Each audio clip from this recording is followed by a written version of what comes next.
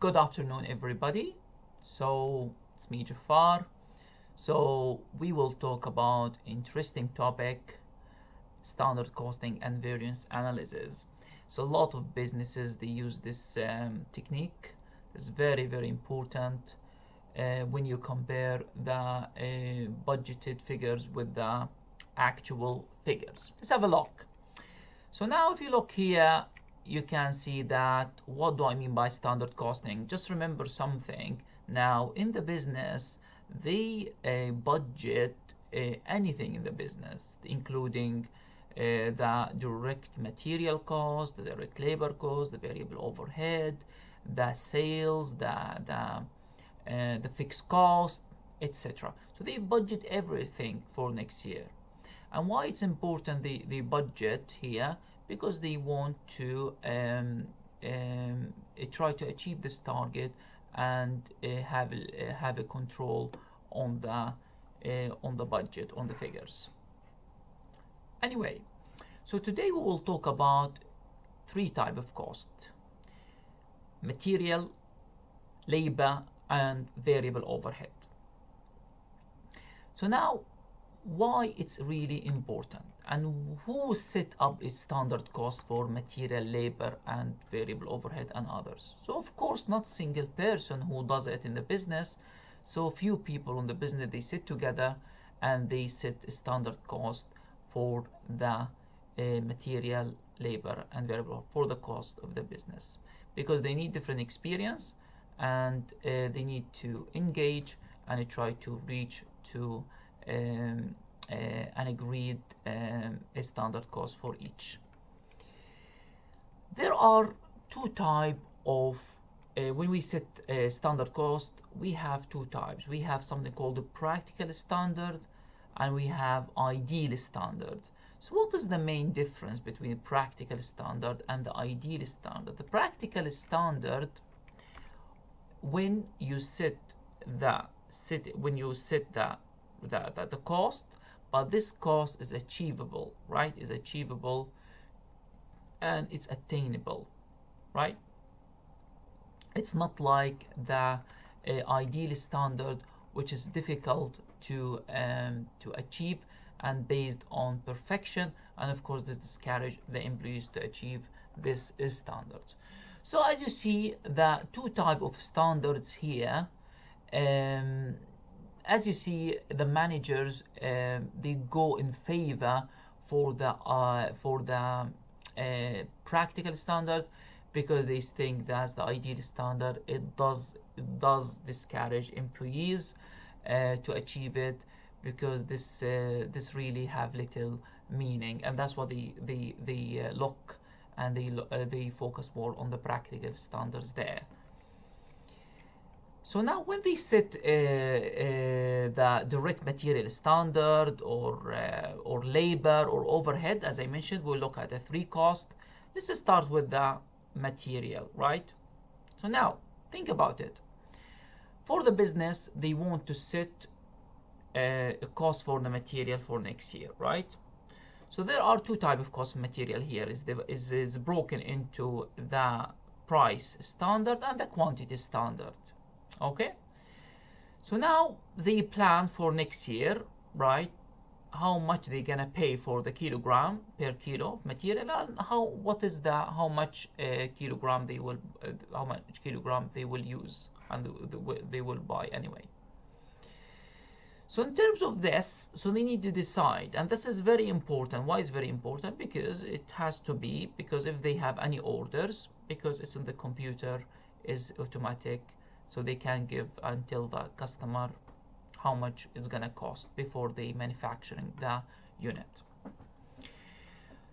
In terms of the price standard here for the material, there are some conditions they refer to in order to set up the price, such as final delivered cost of material net of discount. For example, they see what is the final delivered of material, and also if there is a discount could be gained. So based on this, so they can have an idea what's going on in the in the next year, and they set up a price per kilo based on the previous experience. In terms of the quantity there, so how many kilograms, I think that's simple, because if you look any product specification, when you look at the design specification of the product, you can see that the quantity required to produce each unit, and they refer to product design specification in order to do this. We talk here about the material, direct material cost. Now let's talk about labor. Also, labor is broken down into two parts here. We talk about the rate, the labor rate, how much we pay for labor for next year, and we talk about the efficiency, the time standard. If we talk about labor rate here, we say, okay, based on what we are going to decide how much we're going to pay for labor next year. Of course, could be based on the use wage surveys and labor contracts. Yeah, if you look at the labor contracts, you can see how much you're going to expect to pay for labor. If you look at the wage surveys, for example, another reason could be look at the government wages, for example, because every year the government, they increase the minimum wage. That's another one you could look at. In terms of the efficiency or the hours, what is the required hours to produce 1 unit of product X? That, of course, they need to refer to something called, for example, motion studies for each labor operation. That indeed can help them to expect the required labor hours to produce each or 1 unit of product X or product Y. In terms of a variable overhead, as I mentioned, using variances, we use labor hours to absorb the variable overhead. And again, for the variable overhead, is broken down again as a labor into rate and activity. And of course, when you look at the rate, we talk about the predetermined overhead rate. And of course, when you look at the activity, we need to see what is the activity base used to calculate the predetermined overhead. So these are the simple basic rules that business follows in order to set the cost or for material, labor, and variable overhead. Okay, just this is one example how it looks like when you produce 1 unit, or the expectation, the cost for 1 unit. If you look here, for this specific unit, yeah, it does require 3 kilograms of material, and each kilo will expect to pay £4 per kilo, that's £12. Labor expectation 2.5 hours and £14 per hour, that's £35. Variable overhead, as I mentioned, we absorb it using the labor hours, so we expect 2.5 hours, and it's a £3. It's the predetermined overhead rate, that's $7.50. So if you look here, you can see that based on this, that's £54.50, right? So this is the cost, how much cost the business, right? So now, of course, they haven't produced the unit yet, because they cannot produce the unit and just leave it in the warehouse. But if a customer client came and say, okay, I want to produce 1,000 units or 20,000 units, whatever, okay, at least now, here we go, the standard cost card is there. So that will cost each unit $54.50. So at least they know the expectation of the cost. Plus, of course, they need to add the percentage of markup. This is a percentage markup profit. So in order to set up a price, and they tell the customer or the client the price. So as you see here, this is the point. So of course, when it comes to next year or after that, they want to produce and they want to manufacture the product. So it doesn't mean they have to reach to the same amount, 54.50. The cost has to be, could be less, could be more, and that's why we have variances in this one. So what is the difference between a standard and budget? So budget, when we talk about budget, we talk about expected cost for all the units together. That's a budget, yeah, for all units together. But when we talk about standard cost here, we talk about only for 1 unit. So please remember the difference between the budget and the standard. So now if you look here, you will see that variances, there is a standard, and this standard has to be met. If we are above the standard, okay, or below the standard, that's what we have the variances. Okay, if you talk about the cost here, the standard cost, it's on the black line, as you see. If we manage to lower the cost, yeah, in the previous example, if you remember, the cost was £54.50, yeah? So if we manage to lower this £54.50, great, good job. That's, we have a green line, isn't it? Yeah, and that we call it favorable variance. So this means we managed to save. However, if we haven't met the requirement or the standard of £54.50, so we exceeded the cost, and it happens to be £56, so that's £1 extra, £1.50 extra. So that's why we have unfavorable or adverse variance. Why? Because of the actual cost exceeds the standard cost. Yeah, so can you see the difference here, guys? So that's the way. Okay, so now if we have adverse variances, right, unfavorable variance, of course when you have unfavorable or adverse variance in the business, so this means that we spend more money or more cost on labor, direct material and variable overhead.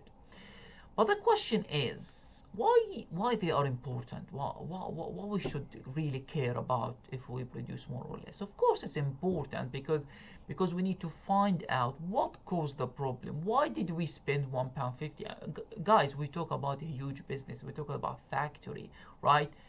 Even if they increased 10 pence in each unit as a cost, it does make difference to them. They produce thousands, millions of units, billions of units. Of course it makes sense, 10 pence or 5 pence or even 2 pence per unit. It does make difference, guys. We're not talking about someone who's manufacturing 1,000 units or 10,000, right?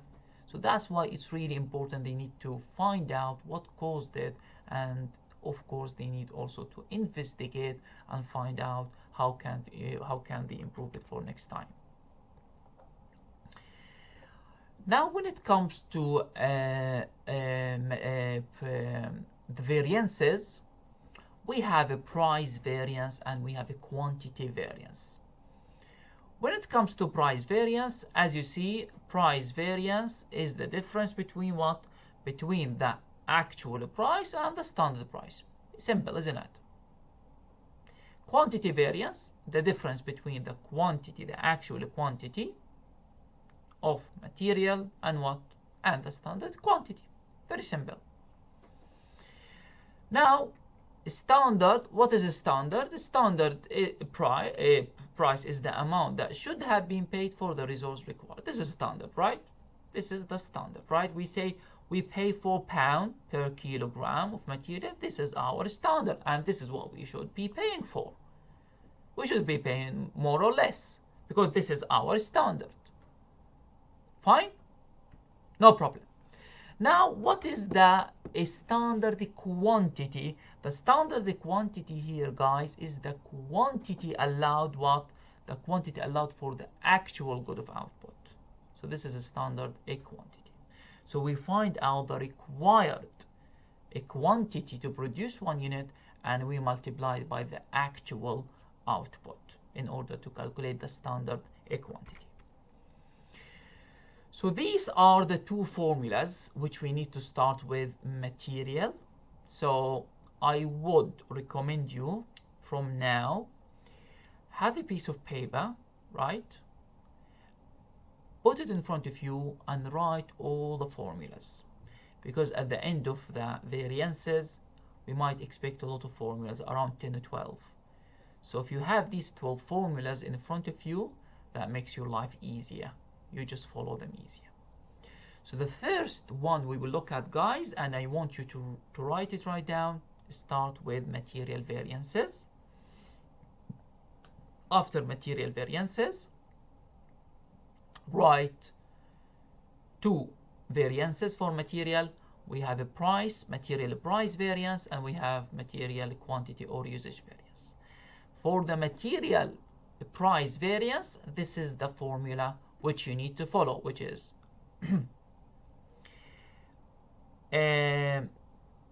move the AQ at the end.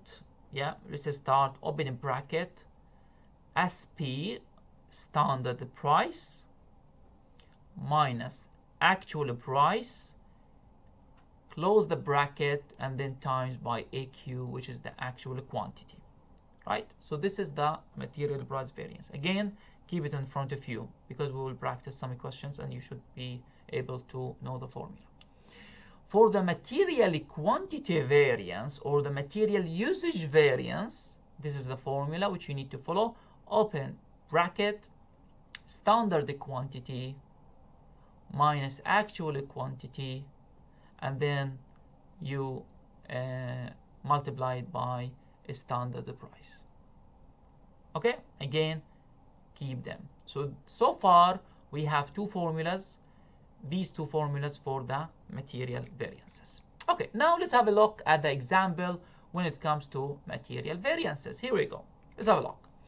If you need to be familiar with this example, because this example we are going to use it till end of the lecture.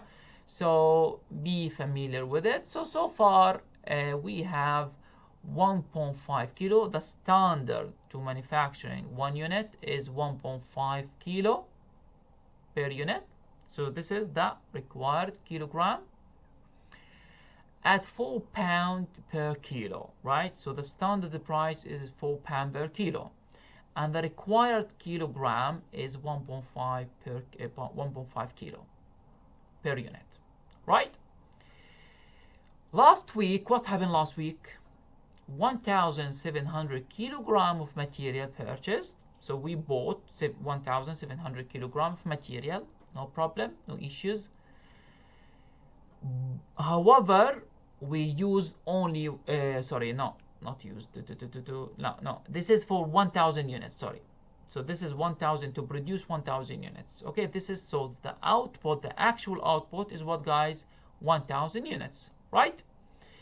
So this 1,700 kilogram of material purchased last week, we paid, or the cost of this material, the cost was 6,630 pounds.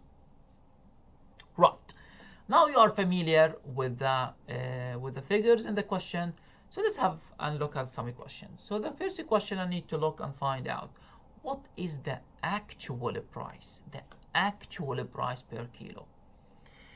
So of course, if you look here, guys, you will see that the standard price per kilo is 4 pounds. So there is no issue about this, yeah? But now what is the actual price per kilo? And as you mentioned, or as you see, so what you need to do, you need to divide the total cost, which is 6,630 pounds. If you divide it by 1,700 kilogram of material, you should be able to find the actual cost of material, which is £3.90 per kilo. That's very simple. Yeah.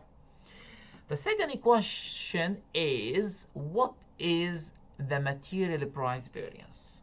So as I mentioned, what you need to do, guys, you need to look at the first formula of material I give you, and you wrote it down on the piece of paper in front of you, right? So the material price variance equal, okay, open a bracket, standard price minus actual price times, or close the bracket, times actual quantity. So if you apply, easy. So standard price 4 minus actual price, the one we did it here, through 3.90, and multiply actual quantity for kilogram, 1,700 kilogram. Easy, isn't it? Look, here we go. Where is it? Yeah, here we go. If you apply the formula, you should be able to find that's 170 pound favorable. Why it's favorable? Because you need to write favorable or unfavorable, right? Favorable, of course, favorable, because if you look at the between bracket here, you can see that £4 is the standard price, but the actual price £3.90. What does that mean? So we paid less per kilogram, and that's why it's favorable. Yeah, that's why it's favorable. It's good for the business, yeah? And 170 pound. Okay, guys, that's the first formula which you need to do, and I think it's simple, right?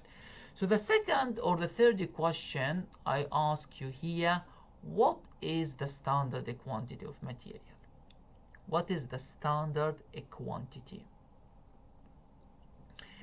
If you go back to the slide when I introduced the standard quantity, I told you standard quantity is what? Is the required kilogram or the required hours at the actual output, which you need to multiply by the actual output, the actual units. So what does that mean? If you look at the question, you can see that 1.5 kilo, the required kilogram to produce 1 unit, and this, if you multiply it by the actual units, which is the 1000, you should be able to find the standard quantity of 1500 kilogram.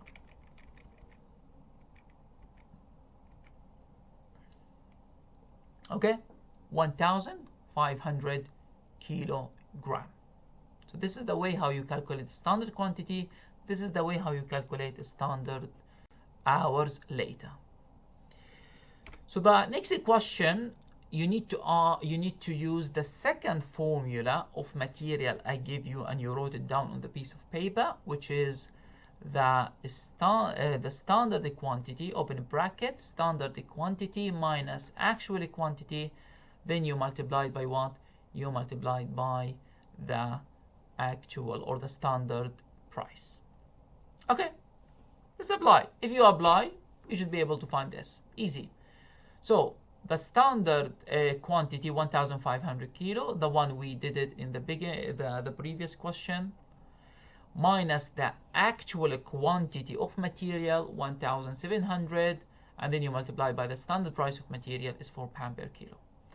It's unfavorable 800 or adverse. Why? Because if you look at the bracket, you can see that we used more material than we expected by 200 kilogram, and that we use more kilogram to produce the same output. It's not we produce more. No, we produce 1000 units. That's it, right? And we use more, and that's why unfavorable or adverse here is not good for the business.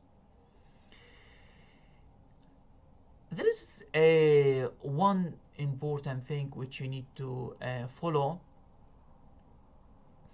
Always remember, when you look at variances between the brackets here, you can see they are almost close to each other. For example, the first one for the standard price £4, the actual price of £3.90. Here the actual quantity 1700 compared to 1500 kilogram. So it has to be a little bit close, not completely close, but kind of. So this is something you need to think about. If you have something which is really far away, so you need to question yourself and say, okay, you might be wrong, and you need to think ahead.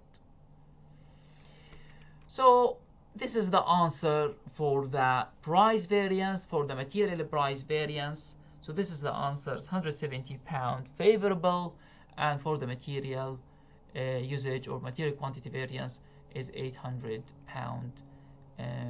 unfavorable or adverse. Okay, so now let's move to something else. How about in the previous example, what happened, guys? we bought 1,700 kilogram of material, and we used it all. We used it all. No problem. Now, how about if they purchased 1,700 kilogram of material? That's fine. But the problem what? They have not used it all. They have not used it all. They used some. They haven't used it all. In this case, there is a different treatment when it comes to calculate the material price variance and the material usage variance. When you calculate the first formula of the material price variance, you need to use the quantity purchased for the material, not the used, the quantity, the material quantity purchased, when you calculate the first formula, the price variance. However, when you calculate the second formula, which is the material quantity or the material usage variance, you need to use the quantity used and not purchased. So can you see the difference here, guys? So this is very important. You need to look at, because could come in the exam. Same question, but here what happened? We bought 2,800 kilogram of material, but from 2,800 kilogram of materials, we only used 1,700 kilogram. So the purchase, the quantity 2,800 kilo, and the use the quantity 1,700 kilo. In this case, the 1,700 kilo, the one used, we need to use it in the second formula for the quantity. But the purchased one, the 2,800 kilogram, we need to use it in the first formula in the price variance. Okay, so this is the way, guys, you need to think, and this is the way you need to find out if there is a difference between the purchased quantity and the used quantity. Okay, fair enough. Now, guys, as you see, we calculated the price, the material price variance, and we calculated also the material usage variance. As you see, it happens to be variances, difference. Now, when it comes to variances, and one of the disadvantages at the end, you will see one of the potential drawbacks or disadvantages of standard cost, that if we have unfavorable variance, so now everybody in the business, they start accusing each other. Like here. The purchasing manager, of course, here, she needs the price variance, so she can identify the purchasing problem if there is a problem. So she's talking to the accountants that don't understand the problem that purchasing manager has. So because why? Because the accountants here, they compute the price variance based when the material purchase not used, and that's why what caused the issue. And the issue itself here, that the argument between the purchasing manager, that what he's saying here, that he's not responsible for the unfavorable material quantity variance. Why? Because there is a material quantity variance, as you see when we calculated, there is unfavorable. He's not responsible. He's saying that he's accusing the purchasing manager that you bought cheap material, so the people had to use more of it. So of course, if the business bought cheap material, they use more materials. Of course, as a result, the material usage variance or material quantity variance will be more. And that's why they start accusing the purchasing manager. But the purchasing manager said, no, actually, I'm not.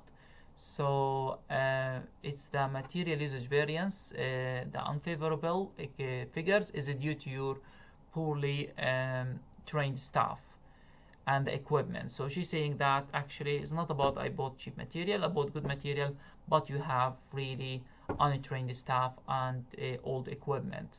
And of course that's true if you have untrained staff in the business, so that these untrained staff, they might use more materials because they are not trained properly to be efficient in a way. And especially also if they, in the business, if there is old machines, again that old machine takes more material than old material that takes more materials because they are old and not being efficient. This is in terms of material quantity variance. In terms of a price variance, it happens to be unfavorable, and again the purchasing manager is accusing the supervisor that because of the rush, you ask me to buy materials quickly, that I sometimes go for higher price, that causing unfavorable price variance. Okay, so from this slide, what you need to think or figure out, you need to think and figure out that every variance, including material, labor, and overhead, has a reason behind. So when it comes to the question, yes, you calculate the variance, either favorable or unfavorable. You need to suggest reasons why it's favorable and why it's unfavorable. Yeah, that's very, very important. Okay, that's all to do, guys, with material. Now let's come to labor. With labor, we have two formulas, guys. So what I want you guys to do right now, I want you to write them down on front of you right now, and I will tell you what to write. So the next heading is labor variances, and after labor variances, underline labor variances. And from labor variances, you need also to write two formulas. And the first formula which you need to write, labor rate variance. So write it down, please. Labor rate variance. For labor rate variance, the formula, opening bracket, standard rate, which is SR, standard rate, minus AR, actual rate, close the bracket.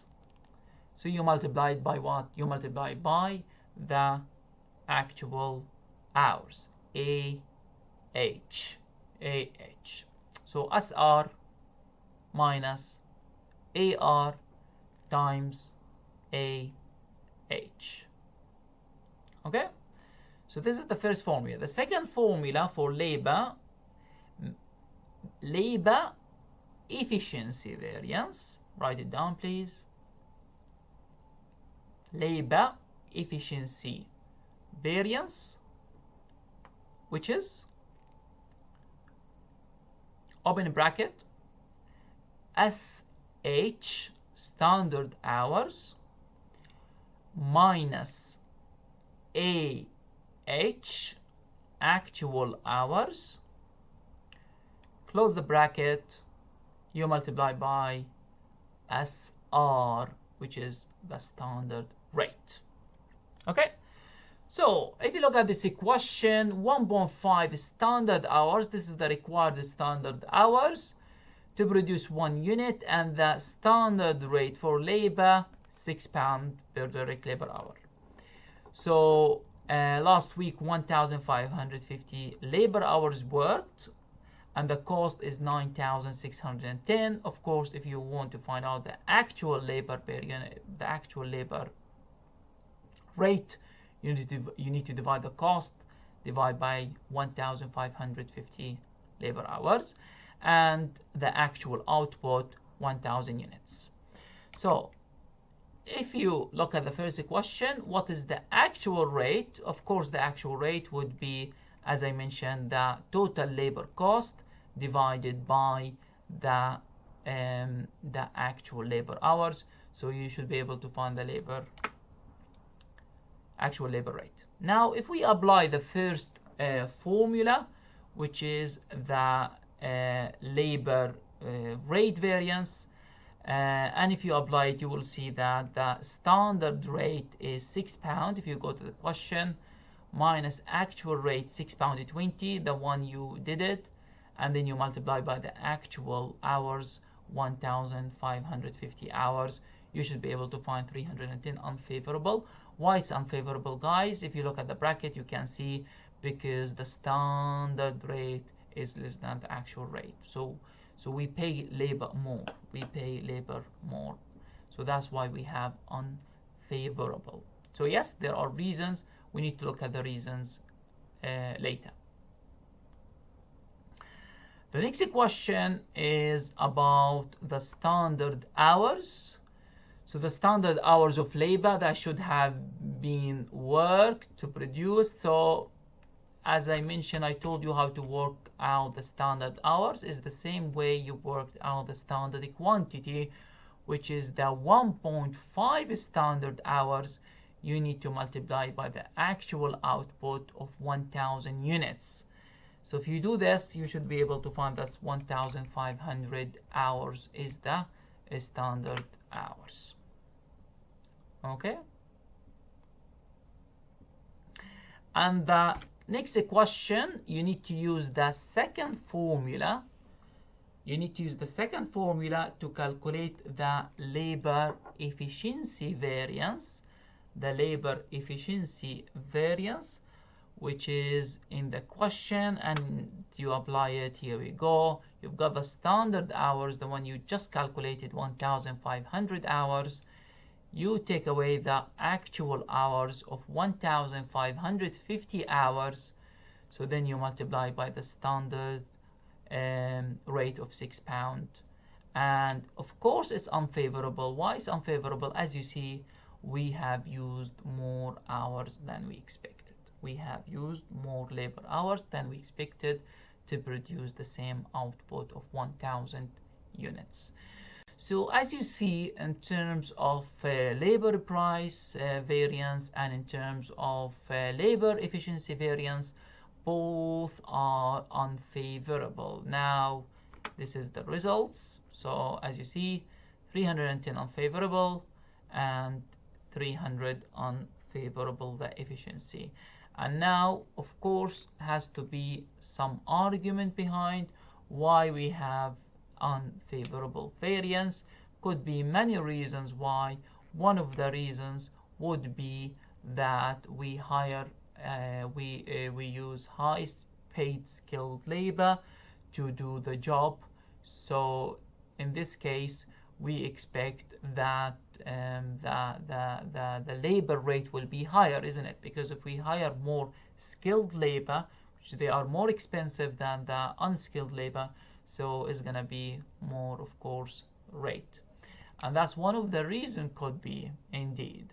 Another reasons for the efficiency that we have labor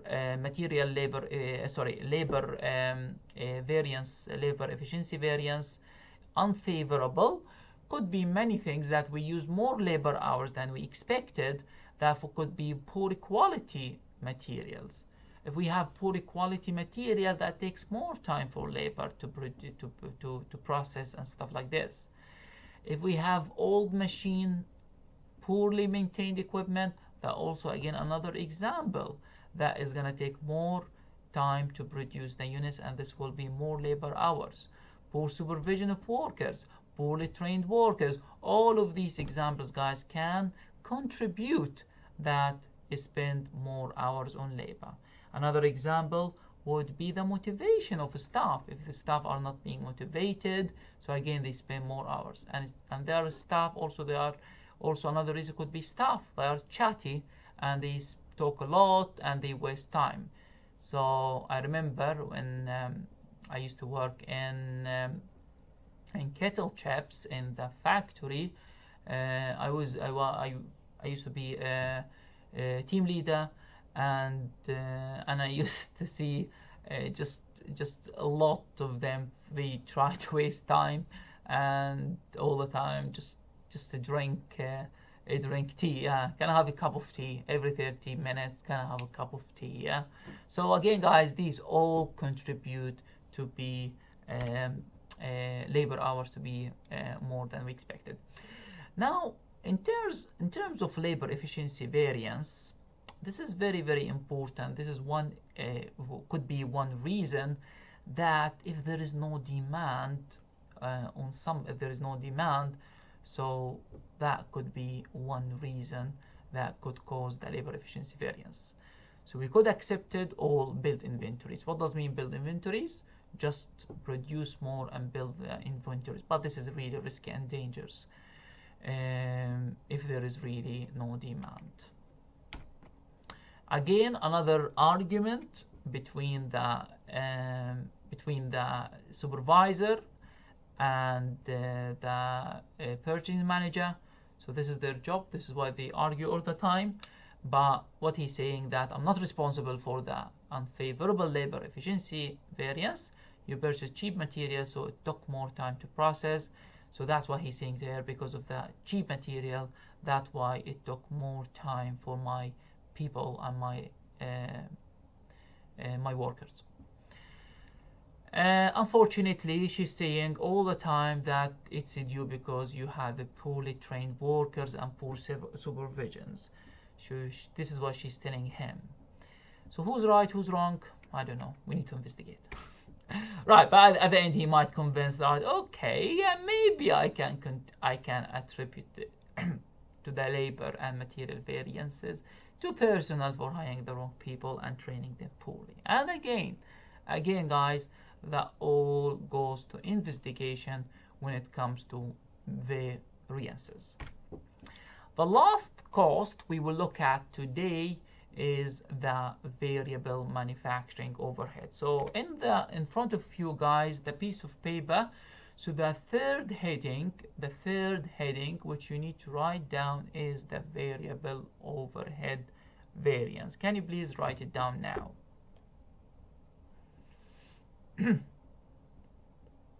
Can you please write it down now? So for the variable overhead variance, we have two variances again. The first one is variable overhead rate, variable overhead rate, and the second one, variable overhead efficiency. So the good news is the first formula for variable overhead rate variance is the same exactly. You just copy paste the formula for the labor rate. Yeah, for the labor rate you just need to copy and paste the formula. Okay, and for the next one, the next formula is variable overhead efficiency variance. Okay, variable overhead efficiency variance, and again you just need to copy paste the formula for labor efficiency. It's the same formula as a labor efficiency. You just need to copy and paste it. Why we use the labor formulas? Because I mentioned we absorb the variable overhead using labor hours, and that's why we're using the same formulas. So let's have a look at the example here. Right, 1.5 hours, and that's the standard hour. That's fine. We have £3 per direct labor hour. So this is the standard rate for variable overhead. 1,550 hours worked. Actual output 1,000 units, and the cost of these hours 5,115. Okay, fair enough.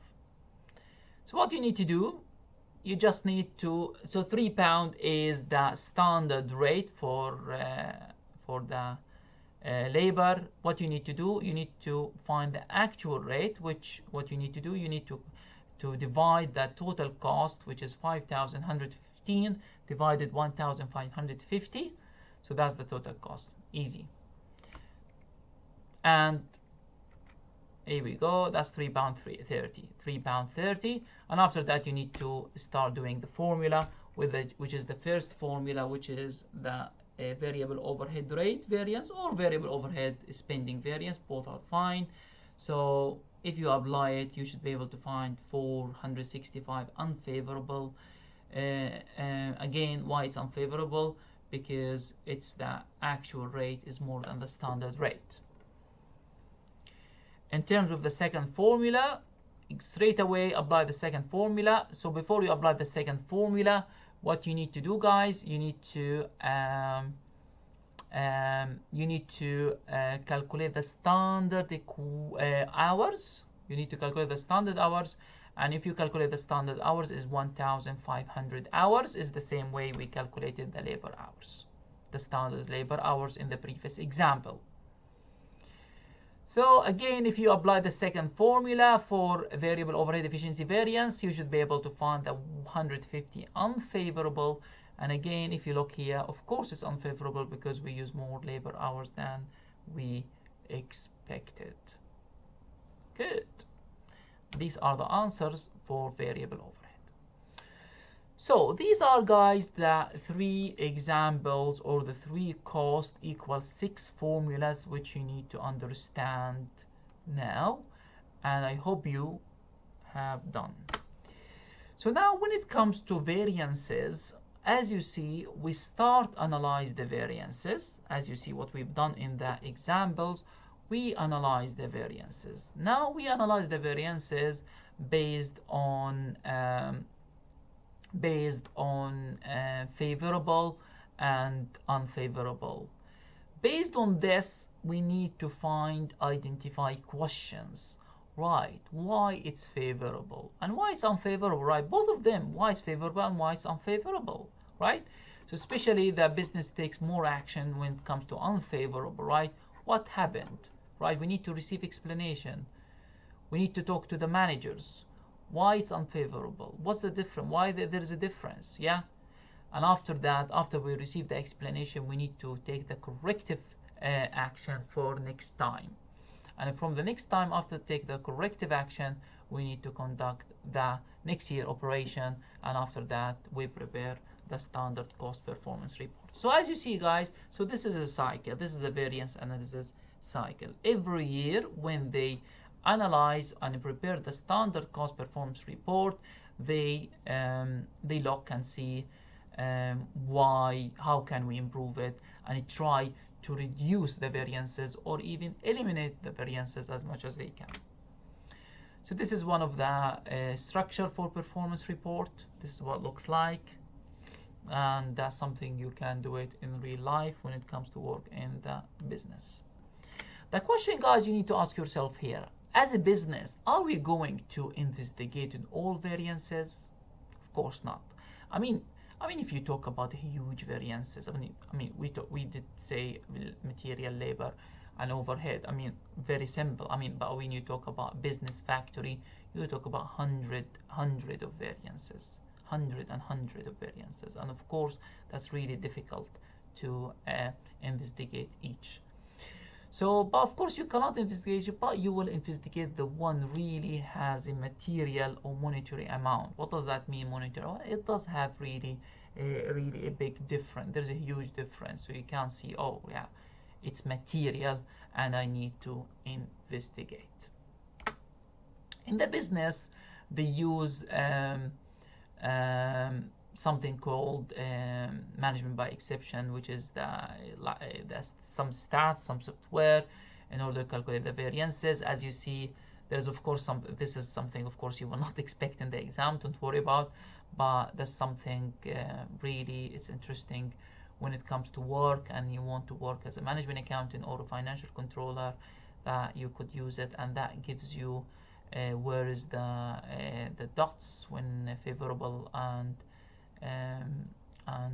unfavorable, and based on the standard deviation from 1 to -1. So again, that's something if you work you will face it and you need to learn how to do it, but again is not required in the exam. Here we go, and the last 2 slides, guys. As I mentioned, we started and we did talk about how it's important and how positive that standard costing, from how they monitor the cost, how the managers they make decisions, they make effective decision making based on this. But of course there are a lot of disadvantages, as we mentioned during the lecture, to do with the standard costing. And one example we looked at, for example, the argument between between the departments, and each one accuses the others of the unfavorable variance. So we need some moral behind this. Okie dokie. So this is the end of the lecture, guys. So what I want to say,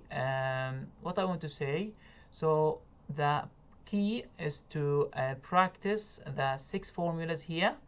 So keep it in front of you, these 6 formulas, and you should be really fine to do it, and easy when it comes to the exam and a question. Just you need to use the formulas, and after that you need to put some explanation why it's favorable, why it's adverse. You need to suggest some reason.